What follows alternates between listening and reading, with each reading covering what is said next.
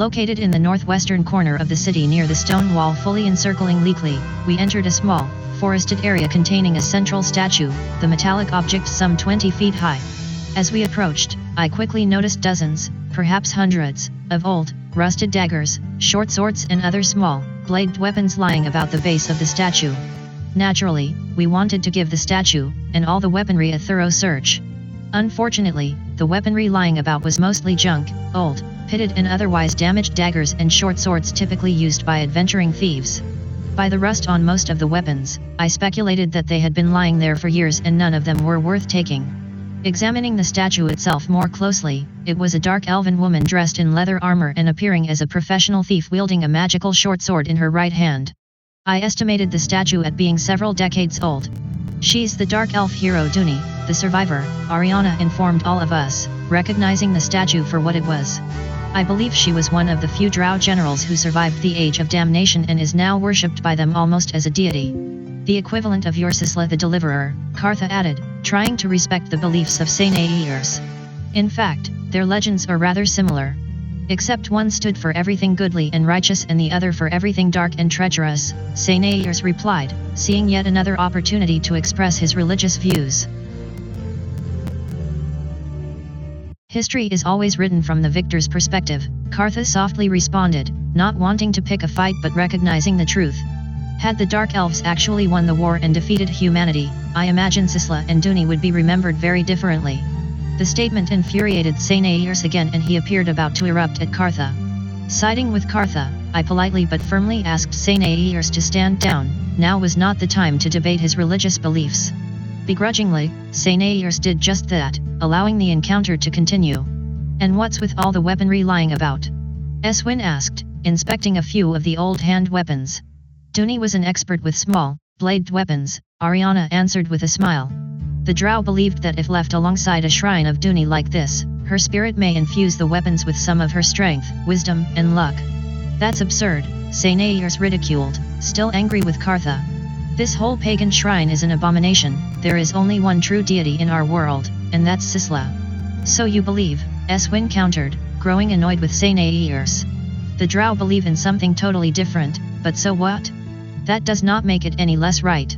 Recognizing an imminent feud, I was forced to step in and put a stop to it before it grew out of control, reminding everyone that faith was something very personal and leave it at that, there is no reason to fuss over it. A moment later, Redfern interrupted from about 20 feet away, standing near a line of trees and looking past them. Everyone, come see this. Having wandered away on his own, Redfern now stood in the far corner of the shrine, needing to show us what lay beyond. Curious, I led the rest of my party to Redfern, taking a look ourselves. Beyond, we found a large graveyard, hundreds of stone, wood, and even clay markers indicating where a dark elf was buried. It appeared that the statue of Dooney here was not only decorative on its own but served to symbolically guard all the dead within the city of Leakley as well. It didn't take long to make another observation, many of the graves were new. From all the freshly turned soil sitting atop these graves, it was clear that the city had suffered some sort of calamity recently and my heart went out to all the dark elves here. That is a large cemetery, Eswin commented. Let's take a look. Is that wise? Kartha asked, turning to me. The dark elves already don't trust us. How do you think they'll feel if we start poking around in such a sacred place? Giving the order to search the cemetery anyway, my heroes agreed and spread out, soon walking amongst all the stone, wood, and clay markers. Roughly half of the graveyard was old and hadn't been disturbed in decades. Here, the markers were worn by time and the elements, to the point where the writings on the markers were all but gone. These graves were not noteworthy and we spent little time looking at them. At the outer edges of these old areas, however, were several groupings of new graves, the soil freshly turned and their markers in pristine condition. Reviewing the markers, we soon deduced a pattern to most of them, the deceased all died very young. There are hundreds of new graves here, Kartha finally whispered, almost shocked by their number. Something catastrophic has happened here in Leakley. Perhaps soldiers who died fighting those cursed treants? Eswin speculated, concerned as well. Those old gods need to be destroyed, Sainairs added, suddenly angry again. Someone's there. Ariana suddenly warned, frantically looking about. From out of the shadows, a dozen or so dark elves appeared, dressed in magical leather armor and their drawn, and, likely, poisoned weapons, warning us they weren't here to socialize. "You trespass on sacred ground," one of the drow growled, the apparent leader. "As if we needed another reason to kill you." "We meant no disrespect," Cartha responded, trying to defuse the situation. "Please, we don't want to hurt anyone." "Hurt anyone?" the assassin leader responded, almost astonished. "All of you are marked for death. We're going to do a lot more than hurt you." As if haggling over a standard business contract, the dark elf assassin revealed a note of paper and showed it to us from a distance, apparent written orders to have our entire party exterminated. The elf put the paper back into a hidden pocket, then ordered his fellow assassins forward. "Would some gold deter you from fighting us?" I queried, hoping to resolve the encounter peacefully. "How does 5,000 gold pieces sound? We are proud, honorable assassins, not mere mercenaries." The drow captain barked as he attacked. "Show some dignity as you die. Don't say we didn't warn you." Eswin cried as the dark elf assassins leaped at our party, moving with well-timed and disciplined efficiency. While the 7 drow assassins jumped forward to engage in hand-to-hand combat, 2 dark elf clerics and 1 dark elf magic user began throwing spells at us from afar, significantly increasing the degree of difficulty facing us. For the first few minutes, the battle was a stalemate with neither side able to champion over the other. Once the clerics and magic user exhausted their magic, however, we focused on beating down the assassins before turning to the clerics and magic user and defeating them as well. As the drow turned to flee, Eswin shouted a final question. "Who wanted us killed?" The dark elf magic user stopped for a moment, then replied. "You have enemies everywhere. Stay away from the power tower if you value your lives." And with that, the drow all leaped away, gone just moments later. "Enemies everywhere?" Ariana repeated, surprised, and even a bit stunned. "Can't they see we're trying to help?" "The drow, by nature, are xenophobes," Cartha replied, putting away her weapon. "They won't be of much help to us. I say we march directly to the power tower and tell whoever is in power we don't like their hospitality." Eswin barked, as frustrated as Ariana. "They need to show a little respect." My heroes all agreed, ending the encounter. Tending our wounds and quite hungry, we could see a tavern to the south and decided to try the establishment, hoping that no other assassins lurked in the shadows to attack us. As soon as we entered the modest tavern, everyone turned to look and all conversation immediately stopped. Clearly, the drow here were quite anxious regarding our presence, likely even dismayed. We then stood there in awkward silence for a few seconds, the tension unpleasant. "You, humans, there is a table in the far corner you can have," an older dark elf waitress finally suggested, herself not too pleased with our presence but at least allowing us a place to sit down. "The charge is a gold coin." "No, wait, 5 gold coins for all of you." Quickly making what was clearly an overpayment, the waitress collected our coins, took our orders and soon brought food and drink for all. By food it appeared to be grilled rat in a platter of rotten vegetables, and the drink was watered-down ale that, if I were being honest, tasted like someone had urinated in it. The dining experience was most unpleasant and we could barely palate any of it. Then, I recognized that nearly everyone within the tavern was staring at us again, especially the tavern's barkeep and restaurant staff. They had fully expected us to eat and drink what had been served. Ugh, what a choice. "You really expect us to eat this, swill?" Eswin barked, not reacting in the way I had hoped. "Where do we get some real food around here?" Offended by the poor quality of the sustenance, my heroes then asked if we could be provided new meals and better beverages. The current stuff we had been served quite disgusting. The waitstaff just laughed, however, unable or unwilling to bring us anything better. In turn, I ordered my heroes to leave and find better accommodations elsewhere. About to step away from our table, however, several of the waitstaff confronted us, their anger and mistrust apparent. "What, isn't our food good enough for such high and mighty humans like you?" the main cook lamented, holding a meat cleaver. "Are all of you too good for we lowly elves? Is that it?" Unsure of how to react, after all, the food was terrible but we didn't want to offend anyone either, I fumbled for the right words. Noticing this, several of the tavern patrons recognized what was going on, stood to their feet and turned in our direction as well. Soon, nearly everyone was standing and looking in our direction, offended by our unwillingness to eat the very same food they were eating. The situation suddenly quite tense. What to do? How can any of you eat this, Swill? Eswin honestly complained again, disgusted. I've eaten bones that tasted better. If you're not going to eat it, we will make you eat it. The cook holding the meat cleaver scolded. A second patron, more likely a local thug, smashed his drinking glass upon his table, the jagged glass making a formidable weapon. Several more patrons did likewise, a few even pulling out their bladed weapons with which to attack. These drow are easily offended, it seems. Redfern commented, surprised. Please, withdraw. Kartha beseeched. We don't want to hurt any of you. Should have thought about that before you rejected our hospitality. The cook cried, rushing to attack. Get them. And with that, all hell broke loose within the tavern, bar fight. Not serious combatants, of course. It didn't take much for us to demonstrate our superiority. The fight soon ended, the wounded were escorted away and we returned to our table in the corner, making peace with those who remained. Having had our fill, doing the best we could with the inferior quality of the food and drink, we then began to listen attentively for rumors amidst the din of several soft conversations here within the tavern. It didn't take long to overhear an argument regarding the old gods, reinforcing our understanding of them. Again, the central forest within the tiny island nation of Grimtier was home to a race of ancient treants which, for centuries, attacked and destroyed any dark elf that invaded their territory. An uneasy truce occurred over the last few decades, but now these old gods were not only attacking again but could somehow suck the very life out of their victims. An hour later, we heard an intriguing rumor involving the ultimates of Chagaria to the south. Apparently angered by the death and consumption of one of its revered nemesis plants deep within the central forest of Grimtier, the ultimates were now planning a whole-scale invasion of the island nation. One of the dark elves even suggested that the invasion had already begun, the ultimates transforming the forest gods into cursed monsters to attack and destroy the drow within Leakley.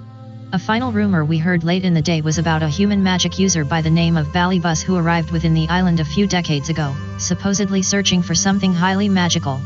While never welcomed, the dark elves eventually left Balybus alone, the crazy old magic user apparently never a threat.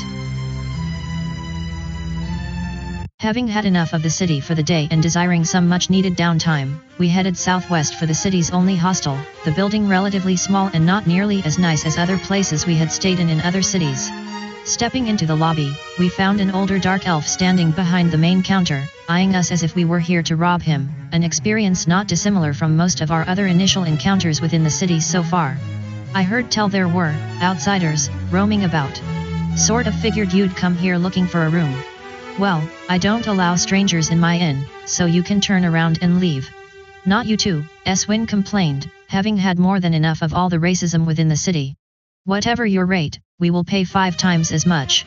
The offer immediately silenced the hostel owner, and while he was still not happy with any of us, he appeared willing to let us stay for 50 gold pieces. The older dark elf took our money and soon showed us to our room, a rather dilapidated chamber with just the essentials, and certainly not worth what we paid. Still, we now had a fairly safe place where we could remove our armor, rest, eat and relax, given what we had been through since our teleportation from the one plant and our harrowing encounter with the inner circle. All of us were looking forward to some serious downtime. The door seems secure, Ariana announced after locking it and testing it with her substantial strength. Still, I don't trust this place, at least one of us should keep watch while we rest. Agreed, Eswin responded with a nod. Given those tree monsters out there, we can't be too careful. The cursed treants, Redfern added. I've been thinking a lot about those creatures. Sainairs, you seem to know something about them. The Sislan looked to me, unsure at first of what to say. Just after the end of the Age of Damnation, Sisla's work still wasn't done, Sainairs began, his look most serious.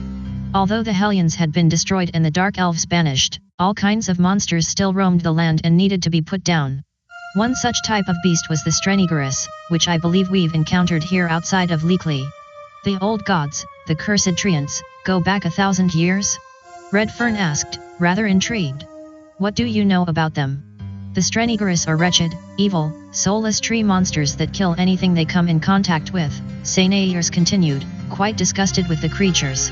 Sisla and her wizard generals initially eradicated them, but like cockroaches, they kept reappearing from some evil forest throughout the centuries to murder and maim. We Sislans have seen at least 7 such outbreaks, each time hundreds if not thousands of innocents killed before we could put a stop to them.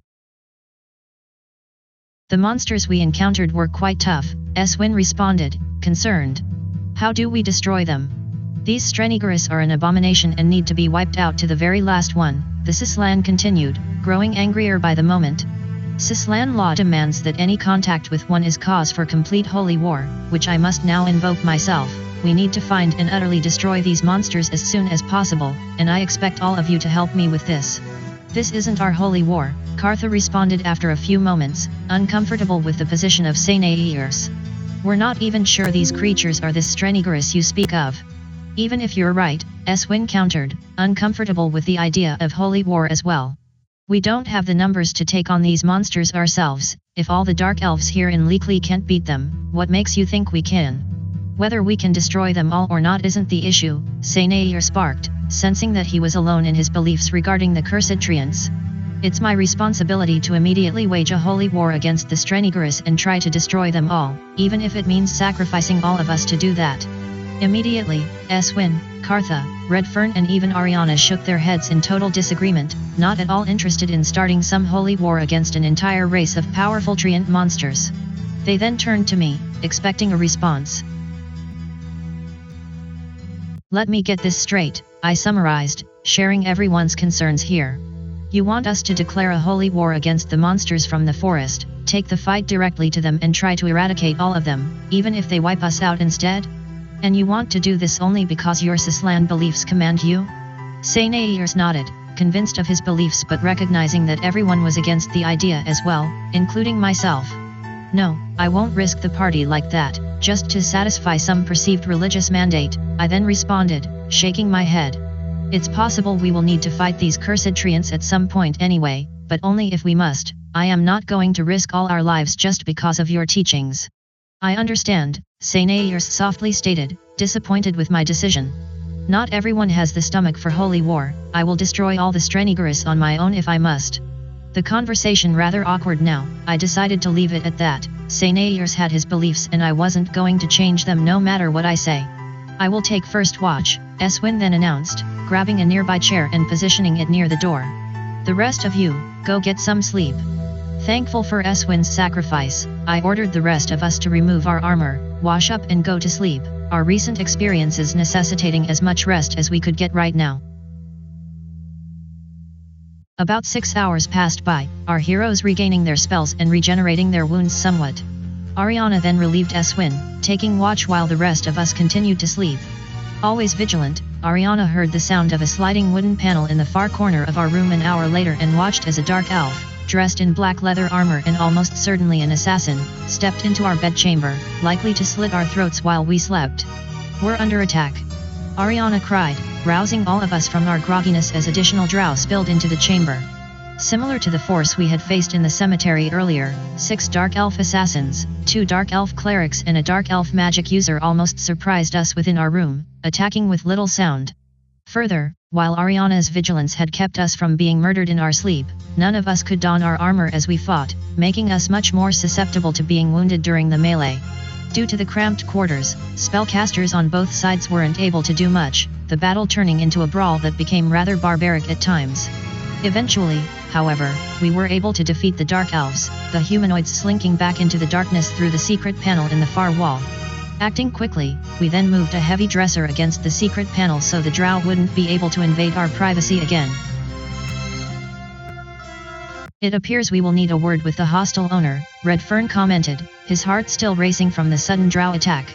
These rooms are not secure. He may have been in on it, Eswin grunted, angered by the experience. Why can't they just leave us alone? I am sure there is a faction here in Leekly that wants us all dead just because we're outsiders, Kartha offered, angry herself. We need to stay alert. We first did a very thorough search of the room, ensuring that there were no more secret panels here to allow in any unwanted guests. Minutes later, Kartha took Ariana's place on the chair facing the door, suggesting to us to go back to sleep. She would take the next watch. The next morning, we had some quick breakfast in our room and then left the hostel, intent on finding the city's merchant and stocking up on supplies. The merchant located in the northeastern corner of Leekly, we stepped into a small but otherwise modest establishment, finding all manner of chests, trunks, cabinets, shelves, and so forth containing just about anything mundane we could want. The drow disdaining light, we noticed the distinct lack of windows here, several silvery, magical lights casting a dull yellow glow over everything from the ceiling above. An older drow merchant then greeted us at his counter, not entirely sure he wanted to do business with us. I heard there were adventurers in Leakley. You did help repel the old gods, so I suppose I should be cordial with you. I nodded graciously and we spent the next 10 minutes buying supplies and ensuring we had enough rations and waterskins to last us several weeks if necessary. Before we continue, a few questions? Eswin suggested, itself a question. The dark elf merchant eyed all of us for a few seconds, distrusting our party and unsure of how to proceed. The drow merchant looked at us for several more long moments, debating whether he wanted to help human strangers to his shop. The silence was almost painful and I gave up hope of learning anything. I suppose, the dark elf finally replied, perhaps giving us the benefit of the doubt. I will answer one question, what is it? Tell us about Lord D'Enzeth, I asked, hoping to learn more about the dark elf controlling all Leakley. To understand D'Enzeth, you first need to understand that it's every drow elf for himself, the merchant continued, his response surprisingly honest. Our descendants were banished here a millennium ago, half of whom were killed within a year by the old forest gods. Life here is hard, painful and brief, so you take what you can and you don't feel no mercy.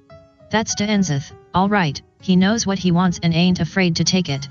Charming, Eswin responded, unimpressed. Sounds like you have a real utopia here. Sure, be cynical, that's easy for your kind, the drow elf criticized, his tone suddenly darker and angrier. You humans who cast us aside, forever banishing us to a hellhole like this, unconcerned whether we lived or died. But what comes around, goes around, a day will come when we dark elves escape this purgatory you've trapped us in and we will take our revenge out on all of you. And with that, the merchant ended the conversation, unwilling to discuss anything more. Next time, I may want to ask certain members of my party to be a little more sensitive to the plight of those less fortunate. The city smithy located just to the east, we departed the merchant and made our way to the smithy, taking just a few minutes to arrive. Stepping into this larger establishment, we encountered all sorts of weapons, suits of armor, shields and other objects related to combat and the general defense of an adventurer. Moments later, an older but still muscular dark elf appeared from beyond a stone counter and hailed us, inquiring about our business. Looking over the many weapons, suits of armor, shields and so forth available within the smithy, we took some time to make a few purchases, bolstering our party and making it that much harder to be defeated in the future. Our initial transactions complete, the smith stood there for a moment, waiting to see if there was anything else we needed. You must be the human party that helped repel the latest attack of the forest gods, the drow smithy began, looking each of us over a little more carefully. You saved lives, which is good for business. Is that what's most important? Eswin asked, not impressed with the dark elf. I am in the business of combat, the smithy returned, not apologetic. If too many of my brethren are killed fighting those soul-sucking monsters, I won't have any customers left. Don't you care about your fellow drow as living beings? Kartha asked, discouraged. Actually care about them? The drow questioned, considering the notion for a moment. As in, do they matter to me? No, of course not. Why would they? They are your brothers and sisters, Ariana proposed, disappointed with the smithy's response as well. You share common blood, experiences, beliefs, goals. Why would you not feel warmth and acceptance from your own kind? The dark elf looked at Ariana for a moment, storms raging in his tired and aging eyes. Anywhere is better than here in Grimtier, the smithy continued, his energy now gone.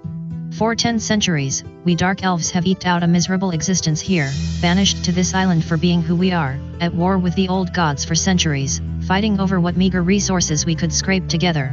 And now, not only have the forest gods returned to wreak their vengeance on us, but we're trapped in a sickness that's making all of us old and weak. And you ask if I care about others here in Leakley, when I can barely keep myself alive. While the dark elves haven't been exactly open and inviting to me or my party, I was beginning to recognize why. They have been all but trapped on this tiny island nation for centuries, living in misery and squalor, so it's not surprising that they would be angry, defensive, and even xenophobic. The plight of the drow here in Grimtier was quite sad and I hoped, someday, that we could do something about it. The drow have suffered enough, Kartha commented with heartfelt compassion.